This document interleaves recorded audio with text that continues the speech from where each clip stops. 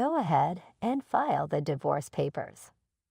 "I don't need the kids," he said, walking out the door, leaving me with our 3-year-old twins and our newborn daughter. I had my suspicions about his infidelity, but between parenting and work, I pushed them aside. I can't take this anymore. My twin daughters clung to me, their little faces full of worry. "Mommy, I love you," they said. In that moment, something inside me shifted. Despite my anger, I found clarity.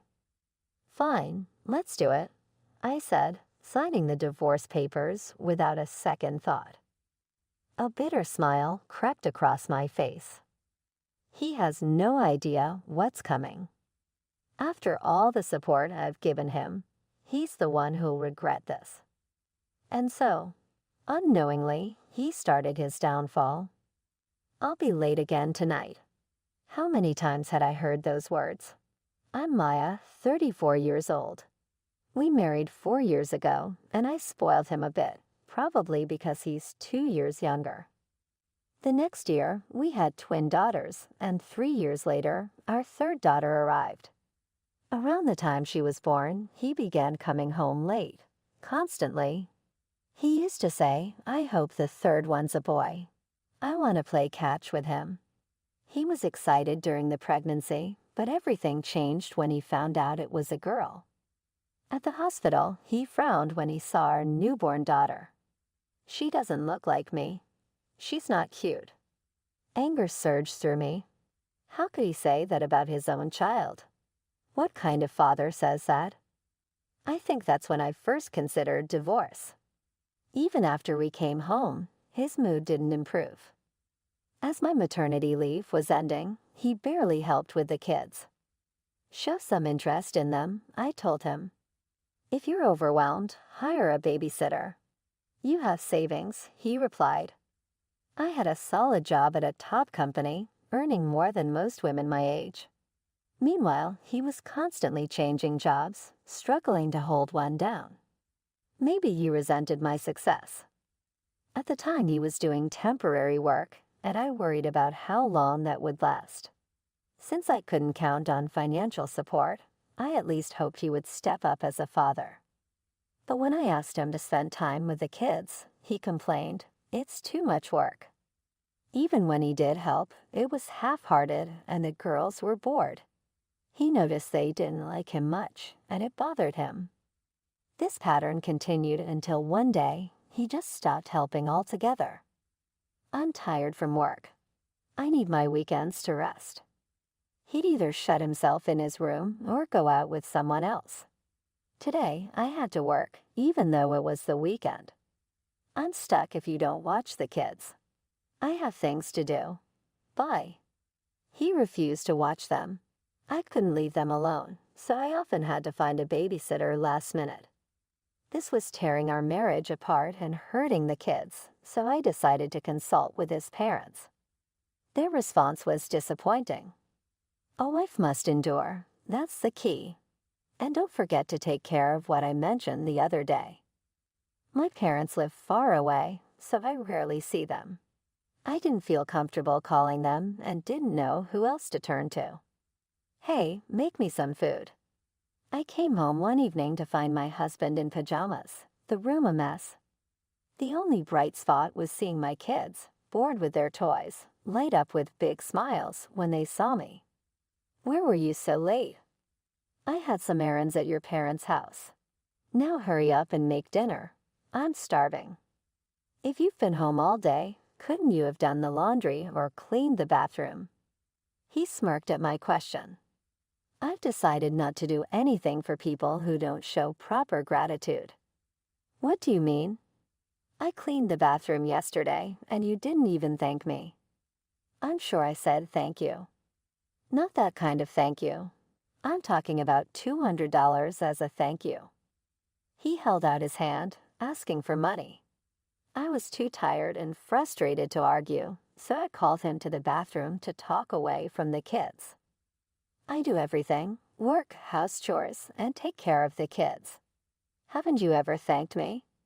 It's a wife's duty. And what's your duty? I work too. Despite earning only $1,000 a month and doing nothing at home, he still had the audacity to demand more. We argued for an hour. Mommy, I'm hungry. My daughter's voice pulled me back to reality. My husband stormed off, but I ignored him and hurried to make dinner. In the tense atmosphere, I uncovered his secret. My husband was having an affair. I confided in a colleague I've known since college. She had also divorced because of her husband's infidelity. You should gather evidence right away, she advised, sharing tips on how to do it. I had suspected something for a while. Just before our youngest was born, I noticed a sweet scent on him that wasn't familiar. Were you wearing perfume? I asked casually. He started sweating and stammered. There were other signs: late nights, less conversation, his distance from the kids, and a lack of intimacy. But one incident confirmed it for me. There was lip balm in your jacket pocket. It's mine. My lips get chapped. Are you using Channel's pink lip balm? Oh, well, maybe it's my mom's. His awkward excuse sounded like a lie. As he rushed to the bathroom, I saw it. What's that? It was a love bite in a spot usually covered by clothes. I almost confronted him, but decided I needed proof first. Take your time in the bath, I said, pretending not to notice. The next day, I got home late from work and found my daughters already asleep. The house was quiet except for the light in the dining room, where my husband stood holding a piece of paper. I've had enough. Let's get a divorce. What? You want a divorce? And you don't want the kids? He handed me the papers and walked out before I could respond. Mommy, the twins woke up from the sound of the door, looking worried. It's okay. Sorry for waking you, I reassured them, though things were far from okay. He says he's had enough. That's my line. And he doesn't want the kids. How could he? Tears flowed as emotions overwhelmed me, but I barely noticed. Mommy, I love you, my daughter said, hugging me tightly. At that moment, I knew I couldn't keep living like this. I couldn't let my daughters carry this burden. If I only had them, I'd find happiness. I finally knew what I needed to do. Fine. Let's file the papers. I said it with determination, and my daughters smiled. That night, we all slept peacefully. The next morning, I submitted the divorce papers and made a call. Yes, go ahead. It's my husband who's going to be in trouble. The person on the other end listened and acted. I'd thought about this for a while. If my husband betrayed me, I'd make sure everything he'd done came crashing down, even if it meant his life would fall apart. No regrets. 3 days later, Maya, where were you? I came home from work to find my parents-in-law and husband waiting. My mother-in-law was angry, my father-in-law looked pale, and my husband seemed completely clueless. Did you wait outside the door the entire time? That's unsettling. This isn't the time for that. What's going on? She shoved a letter at me. It's a notice from a lawyer. It's pretty clear if you read it. Her face flushed red and her voice grew louder. I have to pick up the girls, so if you'll excuse me. I walked into the house, ignoring them. My furious in-laws followed me into the living room, insisting we talk. Why did you send this out of the blue? We don't understand. You'll get it when you read the letter. Using a lawyer is cowardly. Even though they were in the wrong, they quickly tried to flip the situation. Frustrated, I struggled to explain. Finally, my clueless husband chimed in. Is this because you're unhappy with the divorce and filing a complaint? My in-laws stared at him, shocked. Of course, he had no idea about everything I had done for them over the years. We never heard about a divorce. Is that why this is happening? Our son is completely useless. What's the rush? You've ruined everything. Hold on. What's going on? As their conversation went in circles, my mother-in-law slammed the table. "Why did you divorce, Maya?" "Ah, well," my husband stammered, caught off guard. So I stepped in. Because he completely neglected his responsibilities as a husband and father. "You keep saying men are like that, right? Would you forgive your father-in-law for cheating then?" "What?" Clearly, she wasn't expecting me to mention her son's infidelity. My husband tried to speak, but a sharp look from me stopped him. Suddenly, my father-in-law defended his son. "A man's affair is just a game. It's not a big deal. Arguing is pointless. Please leave. Any further communication will go through my lawyer." "Why involve a lawyer now? You'll agree to the divorce, right?" My husband looked confused. "I've not only agreed, but I've already filed the papers." "What, then why?" As my husband and I argued, my mother-in-law started crying. "How can you expect me to pay $39,500 all at once? What's with that amount? Who's getting paid?" Finally, the moment I'd been waiting for arrived. I revealed my secret with confidence. 4 years ago, just after we got married, my mother-in-law asked to talk. "I need to discuss something." Nervous, I agreed to listen, thinking I'd do anything for my new mother-in-law. But her request shocked me. "Can you lend me $40,000? I was completely blindsided. She even asked about my annual income without any hesitation, leaving me stunned. I couldn't handle the pressure and blurted out my earnings. Maybe over $165,000. Her eyes lit up. Apparently, my father-in-law had become addicted to horse racing, blowing through money and racking up debt. She begged me, desperate for $40,000 to repay the debt, and I couldn't refuse. I made it clear, "You must pay me back," before lending her the money. 4 years went by, and she only paid back $2,600.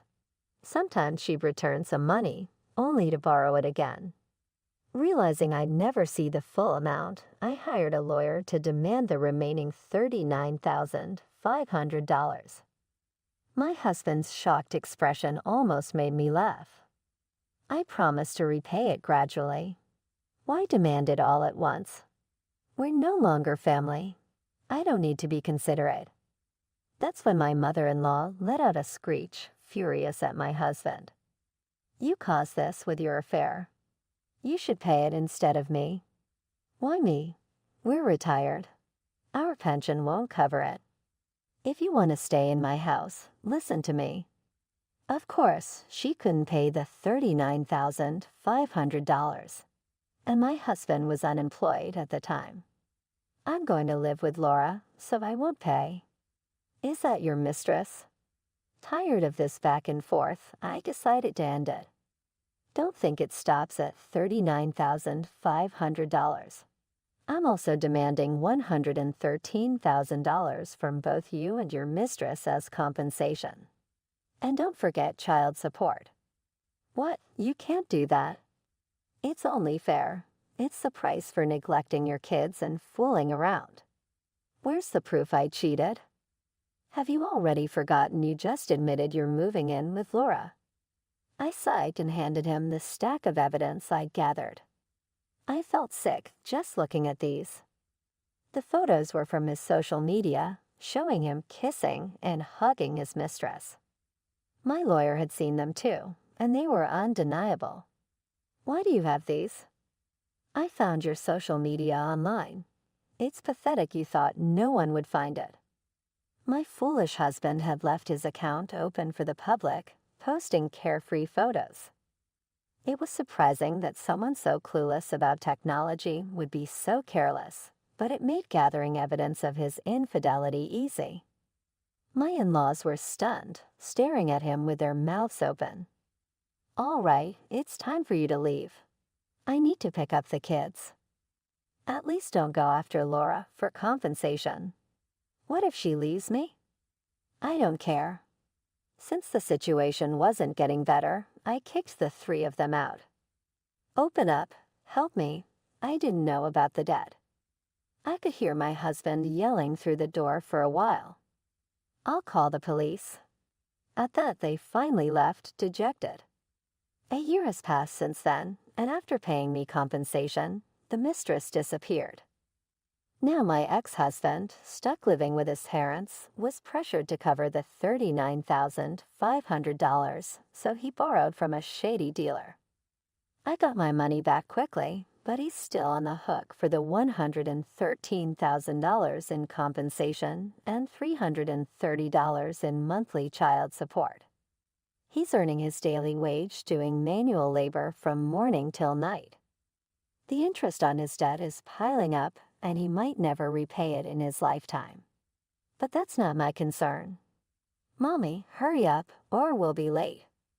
Oops, my daughters are calling. Time to head to the daycare. They're growing up so fast. That alone brings me joy.